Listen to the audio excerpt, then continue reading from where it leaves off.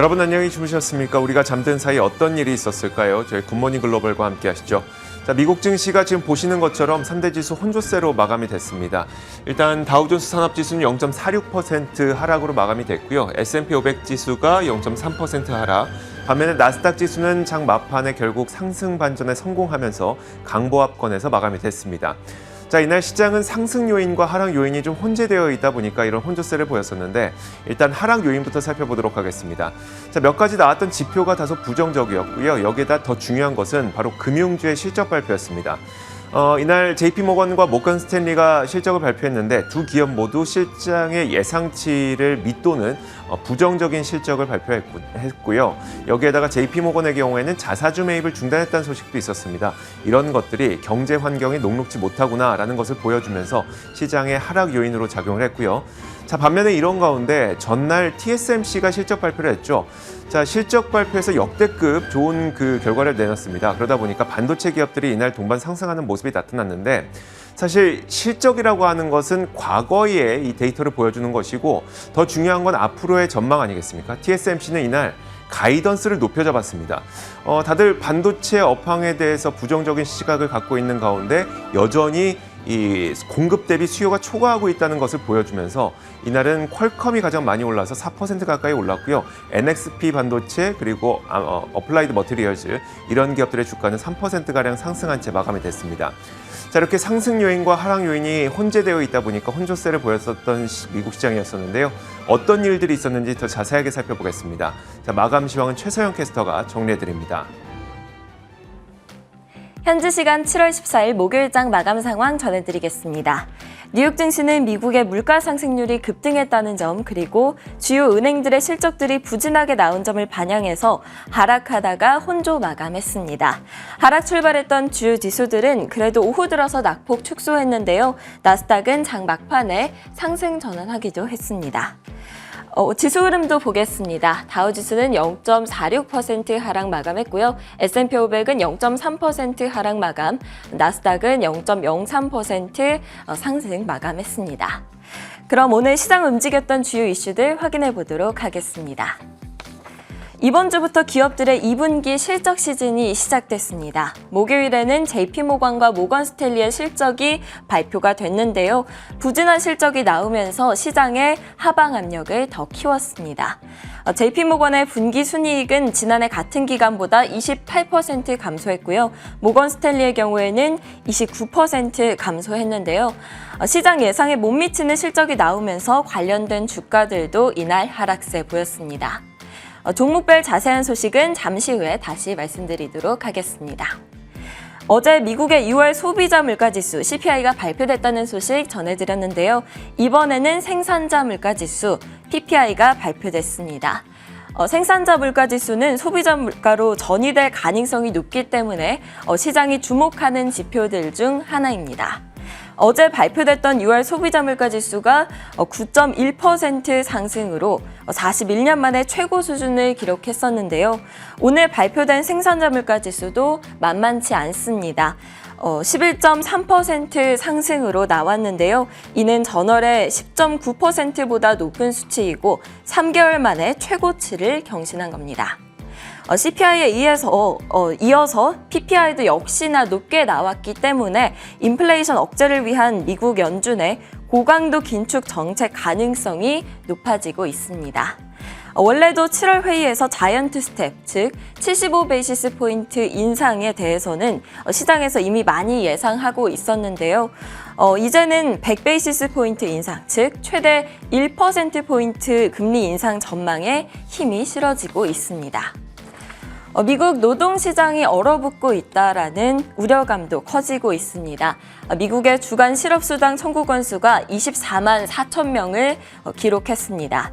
이는 전주인 23만 5천 건보다 9천 건 늘어난 수치인데요.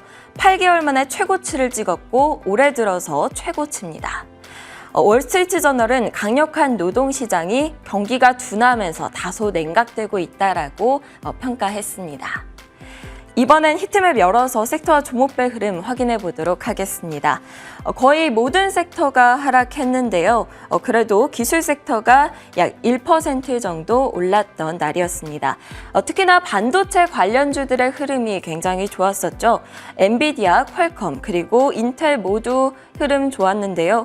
TSMC에서 호실적을 발표한 점이 긍정적으로 작용한 것으로 보입니다. 마이크로소프트가 0.5% 정도 상승했고요. 애플이 2% 상승, 구글이 0.6% 하락, 아마존이 0.2% 상승 마감했습니다. 반면 유가 하락으로 인해서 에너지 관련주들은 빨간불을 켜고 있습니다. 오늘 실적 발표가 있었던 금융주들은 반면에 하락했었죠. 네, 실적 발표했던 JP모건 소식들도 확인해 보도록 하겠습니다. 분기 순이익이 지난해 같은 기간 대비해서 28% 감소했다라고 밝혔는데요. 순이익과 영업이익 역시 시장 예상치에 못 미치면서 주가가 3% 넘게 하락했습니다. JP모건은 주식 매입 또한 일시적으로 중단할 것이다라고 발표하기도 했었는데요. CEO인 제이미 다이먼은 높은 인플레이션, 소비자 신뢰 하락, 그리고 지정학적인 긴장감이 앞으로 세계 경제를 어렵게 할 것이다라고 말했습니다. 모건 스탠리의 경우에도 다르지 않았습니다. 2분기 순이익이 전년 동기 대비 29% 줄었다라고 발표했는데요.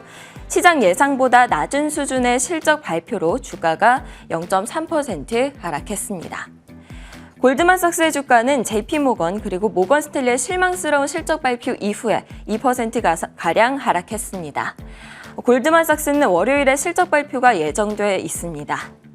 시스코 주가도 확인해 보도록 하겠습니다. JP모건이 투자 의견을 중립으로 하향 조정했다는 소식 전해지면서 0.8% 하락했습니다. JP모건은 투자자들에게 경쟁사인 주니퍼 네트워크스와 같은 더 다양화된 공급자로 돌아가라고 이야기하기도 했습니다. 에너지 섹터는 유가 하락세의 약 2% 정도 하락하면서 S&P 500의 하락세를 주도했는데요. 할리버튼이 3%, 슐럼버거가 3%, 쉐보론이 각각 약 1.5%까지 하락했습니다. 코스트코 소식도 확인해 보도록 하겠습니다. 코스트코는 도이치뱅크에서 투자 의견을 매수로 상향 조정했고 또 목표 주가를 525달러에서 575달러로 올린 이후에 4% 올랐습니다. 도이치뱅크는 코스트코가 동종 업체들을 능가할 경쟁력을 가지고 있다라면서 고객들의 높은 충성도가 확실한 차별화 요소로 작용할 수 있다라고 말했습니다. 다음은 상품 선물 시장 확인해 보도록 하겠습니다. 국제유가는 미국 연준이 이번 달에 금리 인상 폭을 더 키울 수 있을 것이다라는 전망이 우세해지면서 원유 수요가 감소할 것이라는 우려감에 하락했습니다.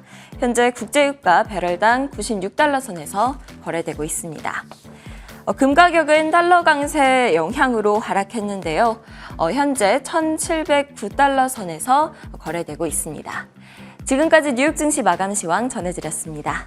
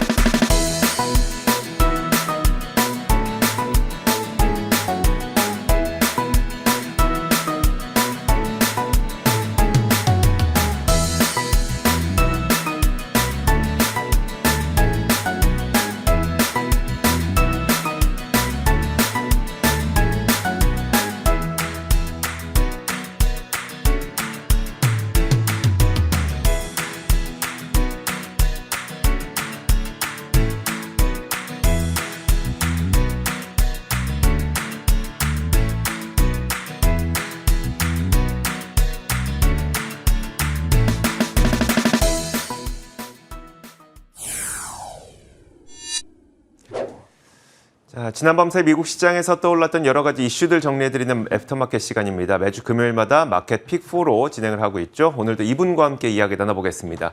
큰물쌤 김태수 미국 세무사 화상 연결돼 있습니다. 안녕하세요. 네, 안녕하세요. 네.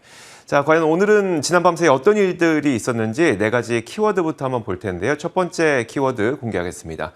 자, 첫 번째 키워드는 바로 이겁니다. 100bp 인상. 자, 이제 100bp 인상 가능성이 상당히 높아지고 있는 것 같은데요. 어떤 내용일까요? 네, 지난밤에 캐나다에서 선제적으로 1%포인트 금리 인상을 강행을 했습니다. 이게 지금 24년 만에 가장 큰 인상폭이다 이렇게 평가를 받고 있는데 투자자들이 좀 충격에 빠지는 그런 모습들이 있었습니다. 투자자들은 지난 이제 6월 달에 연준이 75bp를 올렸기 때문에 그거랑 같은 수준으로 올릴 것이다. 이제 캐나다에서는 그렇게 기대를 하고 있었는데 갑작스럽게 이제 1%포인트나 100bp나 올리다 보니까 시장에서는 충격을 받을 수밖에 없는 상황이었고요. 그러면서도 이제 좀 어느 정도 이제 그런 부분에 대해서 뭔가 좀 강력한 조치가 있어야만 지금의 어떤 상황들을 타개할 수 있지 않느냐 이런 의견들도 다시 시장에 급부상하면서 전반적으로 좀 서로 이제 갑론을박하는 그런 모습들이 많이 보이고 있습니다. 그러면서 이제 나오는 게 미국의 어떤 강력한 금리 인상이 좀 필요하지 않냐 지금 이런 얘기도 나오고 있는 게 왜 그러냐면은 지난밤에 생산자 물가도 11% 이상 급등하는 모습을 보였죠. 그리고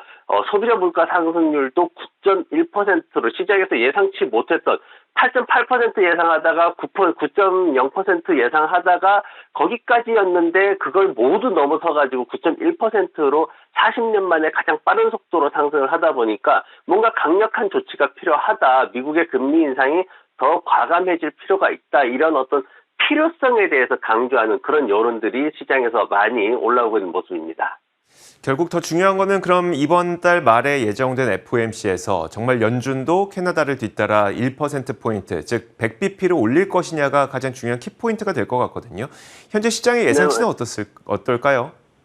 네, 맞습니다. 지금 보면 이제 그 강력한 조치를 주장하는 쪽에서는 어떤 얘기를 하냐면은 지금 이제 베이지북이 발표가 됐거든요, 이번 주에. 그걸 베이지북을 봤을 때 그래도 연준은 미국 경제가 확장세를 유지하고 있다라고 평가를 하는 거죠. 경기 침체에 대해서는 우려가 높아지고 있다. 그리고 지금 좀 둔화되고 있다. 뭐 이런 얘기를 하고 있지만 어쨌든 그래도 경제는 확장세를 유지하고 있다라고 평가를 하고 있기 때문에 전문가들은 얘기를 하는 게 지금 그래도 견딜 수 있을 만큼 어떤 경제적인 여건을 가지고 있을 때 뭔가 강력한 조치를 취해가지고 인플레이션이나 이런 것들을 빨리 잡아야 되지 않느냐 이런 이제 주장들을 하고 있는 건데 지금 현재 크리스토퍼 월러 총재 같은 경우는 목요일 날 지난밤에 연설을 하면서 이제 75bp 그거는 내가 지지를 한다 그렇게 얘기를 했고 그리고 혹시나 강력한 어떤 조치가 필요하다면 100bp까지도 1%포인트까지도 지지할 의사가 있다라고 이렇게 밝혔습니다. 그래서 연준 총재들도 이런 부분에 대해서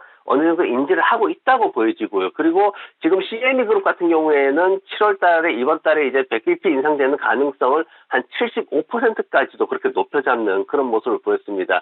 전반적으로 이제 이런 모습이 있을 때 캐나다 같은 경우에도 아침장에는 뚝 떨어졌다가 그걸 다시 이제 물론 마이너스 1.6%에 끝났지만은 상당 부분 절반 정도는 되돌리는 모습을 봤거든요. 지금 미국 같은 경우에도 인플레이션 데이터 나왔을 때도 아침에 뚝 떨어졌던 거를 쭉 끌어올리는 장중 내내 끌어올리는 모습을 보였고 그리고 오늘 이제 은행주들 실적 안 좋았는데도 불구하고 또 지수는 초반에 하락한 거를 어느 정도 또 끌어올리는 그런 모습들을 보였습니다. 그래서 투자자들이 이미 어느 정도 이제 이런 부분들에 대해서 시장 가격에 녹였다라고 생각이 되고 그러다 보니까 어느 정도의 이제 충격은 불가피하겠지만 그래도 회복을 시킬 수 있지 않을까 하는 그런 기대감들도 생기고 있습니다. 네, 알겠습니다. 그러니까 우리뿐만 아니라 이제 월가에서도 그렇게 좀 여기고 있다는 추정을 해볼 수가 있다는 거겠죠. 그러니까 100bp 인상 가능성이 있지만 시장에서도 많이 예상을 하고 있기 때문에 단기적 충격은 있어도 좀 빠른 회복도 가능할 것 같다. 이 정도로 받아들이면 될 것 같습니다. 자, 이어서 다음 키워드 한번 보겠습니다. 다음 키워드는 바로 이겁니다. 아직 침체 신호는 이라는 키워드인데요. 지난밤 사이에 JP모건의 실적 발표가 있었고 제이미 다이먼 회장은 이런 얘기를 했습니다. 아직 침체 신호는 보이지 않고 있다라는 얘기를 했는데 어떤 내용인지 한번 살펴보도록 하죠. 자, 이날 JP모건은 2분기 실적 발표를 하면서 경제적 혼란은 보이지만 아직 침체 신호는 거의 보이지 않는다고 평가를 했습니다. JP모건이 이날 실적을 발표했는데 시장의 예상치를 밑도는 실적을 발표했을 뿐만 아니라 이익은 거의 28%나 감소했죠. 자, 주된 이유는 악성 부채에 대비한 대손 충당금을 쌓았기 때문입니다. 그러면서 자사주 매입도 중단했다는 소식을 전했고요. 이 때문에 일단 JP모건의 주가는 4% 가까운 하락을 보였습니다. 그러면서도 경기 침체 신호는 안 보인다고 한 데에는 이유가 있었는데요. 그 이유는 몇 가지를 들어보자면 이렇습니다.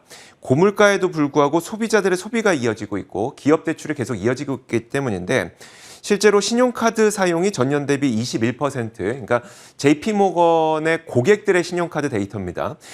신용카드 사용이 전년 대비 21% 증가했고 1분기에 15% 증가했던 것에 비해서도 증가폭이 늘어난 겁니다. 기업 대출도 대기업 대출은 8% 증가, 그리고 중견기업 대출도 10% 증가했기 때문에 소비가 이어지고 있고 기업들의 대출이 이어지고 있는데 이건 침체 신호로 보기는 좀 어렵다. 물론 경제적 혼란은 계속 가중되고 있다. 이렇게 얘기를 한 거로 보시면 될 것 같고요. 어쨌든 금융주의 실적은 전체 경기의 바로미터이기 때문에 금융주의 실적을 통해서 우리는 현재 경기 상황이 어떤지를 엿볼 수가 있거든요. 자, 일단 소비와 기업 대출이 증가하고 있기 때문에 침체 신호는 안 보인다고 했지만 어쨌든 실적의 예상치를 밑돌았고 대손 충당금을 쌓고 자사주 매입까지 중단했습니다. 이번 금융주의 실적을 보고 CFRA의 샘 스토발은 이번 분기 실적 시즌은 매우 험난할 것이라고 전망하기도 했는데 자, 금융주의 실적이 투자자들에게 시사하는 바가 무엇인지가 더 중요할 것 같고요. 그렇다면 결국 2분기 실적 시즌 굉장히 험난하게 펼쳐질까? 이 전망도 한번 부탁드릴게요. 네, JP모건이 지난밤에 좀 재밌는 모습을 보였습니다. 왜냐하면은 이제 애널리스트들은 이제 아직 뭐 침체는 아니다 이런 뉘앙스로 이제 투자자들을 좀 안심시켰는데 CEO는 나와가지고 한 번도 본 적이 없는 양적 긴축을 진행하고 있기 때문에 언젠가는 굉장히 부정적인 결과를 초래할 것이다. 이렇게 굉장히 안 좋은 얘기를 했어요. 이제 자사주 매입 중단하겠다라는 그런 얘기하면서 현금을 확보해야 된다. 이렇게 얘기를 했는데, 애널리스트들하고 CEO하고 좀 엇갈리는 그런 모습을 보였습니다. 일단 어쨌든 실적에 대한 얘기는 굉장히 지금 안 좋게 계속 나오고 있습니다. 특히 이제 빅5 기술주들에 대해서도 이제 앞으로 어떻게 될 거냐 얘기를 하는데, 뭐 애플, 아마존 해가지고 빅5 기업들이 2분기에 주당 순이익 예상치가 마이너스 16.2% 감소할 것이다라고 지금 예상은 그렇게 되고 있습니다. 이게 이제 1분기에 보면은 이제 마이너스 8.4% 순이익 줄었거든요. 그 대신에 이제 매출은 11% 다시 또 성장을 했죠. 이런 상황에서 이런 실적들이 언제 그러면 되살아날 거냐라고 봤더니 예상하는 게 올해는 아니고 내년에 되살아날 거다. 지금 이렇게 잭스에서는 이렇게 지금 평가를 하고 있어가지고 어떤 실적에 대해서는 굉장히 좀 분위기가 좋지 않은 그런 모습입니다.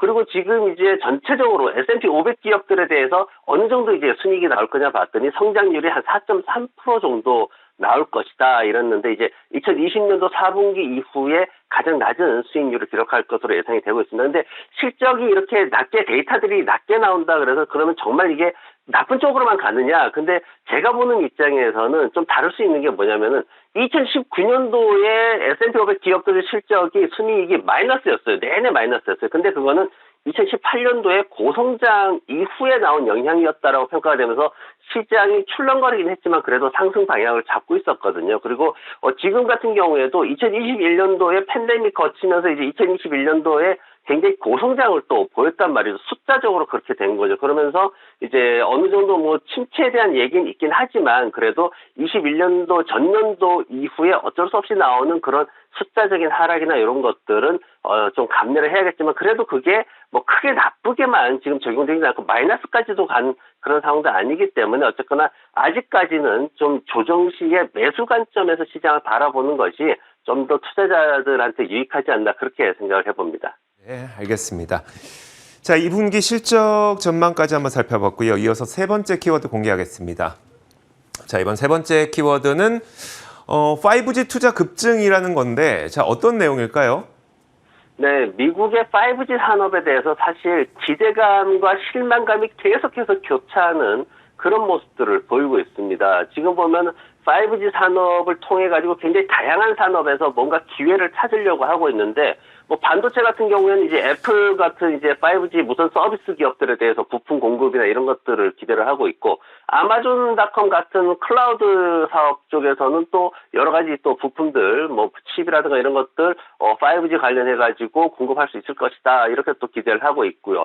이렇게 뭐 네트워크 장비라든가 아니면 휴대폰이라든가 여러 가지 이제 인프라 쪽에서 다양하게 기대감을 갖고는 있는데, 이게 이제 실질적으로 제대로 된 효과가 나오지 않고 있는 그런 모습들이고, 그래도 이제 꾸준히 계속해서 이제 투자를 하고 있는데, 예를 들어서 이제 뭐 무선 이제 그 핸드폰 서비스하는 그런 쪽에, 통신 서비스하는 쪽에서는 T-모바일 같은 경우에서도 지금 미국 이제 중대형 무선 스펙트럼 이쪽 분야에 계속해서 투자를 하고 있고, 버라이전이나 AT&T도 이제 그 뒤를 이어가지고 앞으로 2022년, 2023년에 더 많이 투자를 하겠다, 이렇게 또 발표도 했고요. 여기에다 이제 새로운 경쟁자로 지금 급부상하고 있죠. DC 네트워크. 원래는 이제 유료 TV 사업체인데, 이 회사까지도 지금 5월 달에 라스베가스에서 이제 이쪽 5G 사업에 진출하면서 정말 미국에서는 볼 수 없었던 월 $30의 무제한 데이터, 무제한 통화, 무제한 문자, 이걸 모두 제공하는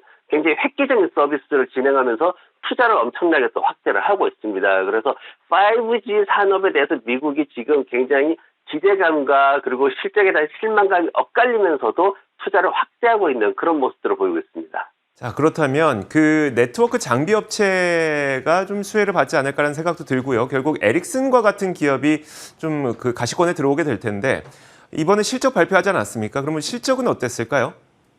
네, 우선 이제 먼저 퀄컴이 먼저 실적 발표를 했었죠. 그때 이제 실적이 좀 실망스러운 그런 모습을 보였고, 그러면서 이제 주가도 하락하는 그런 모습을 보였습니다. 그래도 애플에다 이제 납품을 한다라는 이슈로 인해 가지고 다른 업체들은 하락하고 있는데 조금 반등하는 그런 모습을 보이고 됐습니다. 에릭슨도 이제 실적 발표를 했는데 매출은 그래도 예상치를 조금 넘어섰어요. 근데 순이익이 굉장히 실망스러웠습니다. 왜냐하면 예상치가 18센트였는데 14센트로 발표가 되면서 시장에서는 굉장히 좀 실망스러운 그런 순이익이다라고 평가가 됐습니다.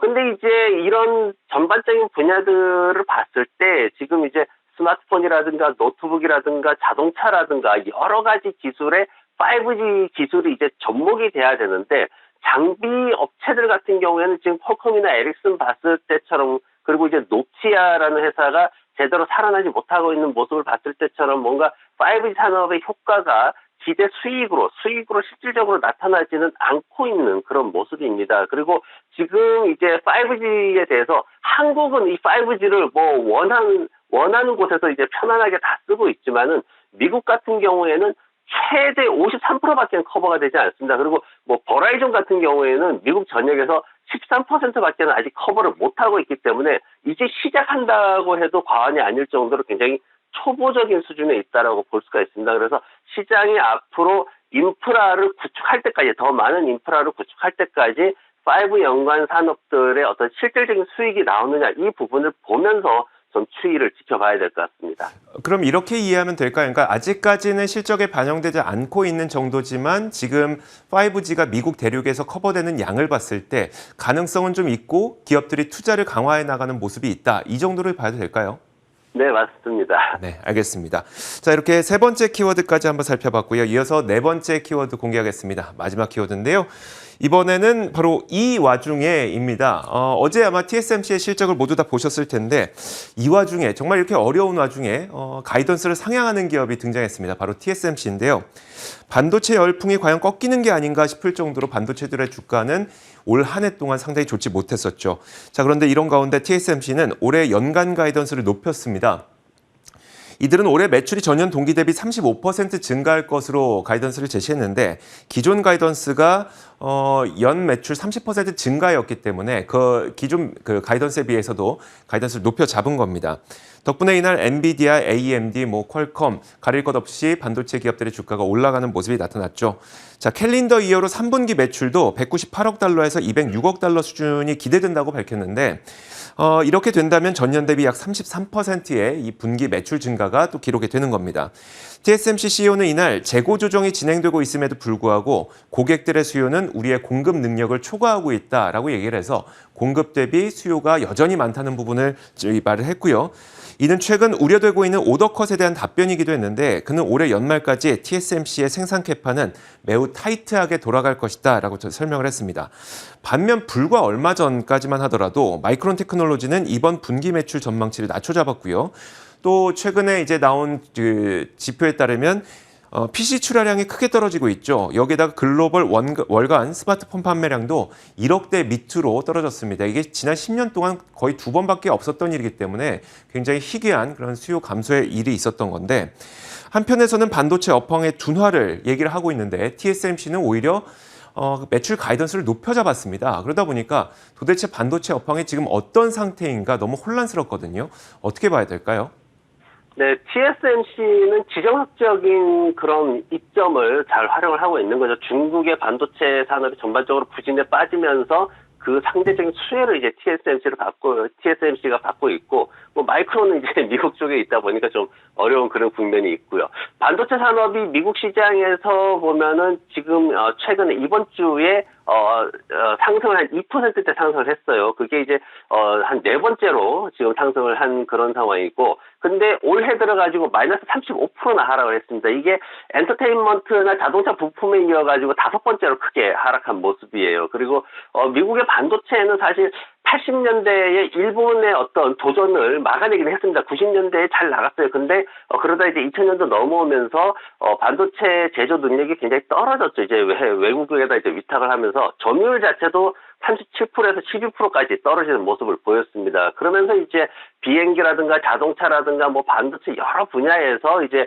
경쟁력을 잃고 좀 수급의 어려움을 겪고 있는 지금 그런 모습인데, 근데 이제 지난밤에 이제 그 엔비디아나 이런 회사들이 이제 반도체들이 좀 올랐단 말이죠. 그거는 왜 그러냐면은 지금 상원에 지금 520억 달러를 반도체 투자를 하겠다라는 척 슈머 상원 원내대표가 주도해서 하고 있는 법안이 지금 올라가 있습니다. 그래서 빠르면은 뭐 오늘 밤에라도, 그리고 아니면은 이번 주에서 어쨌든 빨리 해가지고 8월 달에 이제 국회의원들, 그 세니터들이 다들 쉬거든요. 그래서 쉬기 전에 대통령 사인까지 받아내자, 이렇게 지금 의기투합하고 있는 그런 상황이라서 지금 엔비디아를 비롯해서 이제 반도체 기업들이 상승을 했는데, 어쨌든 바이든 정부가 이렇게까지 굉장히 크게 노력을 하고 있습니다. 지금 지난해에 405억 달러 지출을 했고요. 올해 이제 법안이 520억 달러짜리 법안인데, 어쨌든 뭐 인텔 같은 회사가 기존의 최첨단 기술력을 가지고 있었듯이 다시 그런 첨단 제조 능력을 갖추게 하겠다, 이런 목표를 가지고 지금 투자를 계속 하고 있는 거거든요. 그래서 지금 시장 전문가들이 봤을 때 이제 미국 정부의 어떤 가시적인 노력에 대해서 성과는 나올 것이다. 근데 다만 이게 그렇게 빨리 뭐 몇 분기 만에, 2, 3분기 만에 나오지는 않을 거고 시간이 몇 년 걸릴 것이다. 그래서 2030년도쯤에는 미국이 다시 정상에 서지 않겠냐, 이렇게 지금 예상을 하고 있는 거고, 어쨌든 지금 어떤 이런 노력들을 봤을 때 앞으로는 미국의 어떤 경기 침체나 이런 면을 봤을 때 메이드 인 USA라는 게 미국 반도체 시장 제조업체에서 강력하게 작용을 하게 될 것이다. 지금 트럼프 시절에도 이제 그런 모습이 있었죠. 그래서 이런 것들을 통해 가지고 이제 어떤 앞으로의 성장성이나 이런 걸 봤을 때 중소형 반도체 칩 회사들, 미국에 몇 개 되지는 않습니다. 하지만 그런 회사들을 중심으로 지금의 어떤 하락이 매수의 기회가 되지 않을까, 저는 그런 관점에서 보고 있습니다. 알겠습니다. 자, 이렇게 지난밤 사이에 있었던 여러 가지 이슈들을 마켓 픽4를 통해서 살펴봤습니다. 애프터마켓 시간이었고요. 지금까지 큰물쌤 김태수 미국 세무사와 함께 이야기 나눠봤습니다. 고맙습니다. 네, 고맙습니다.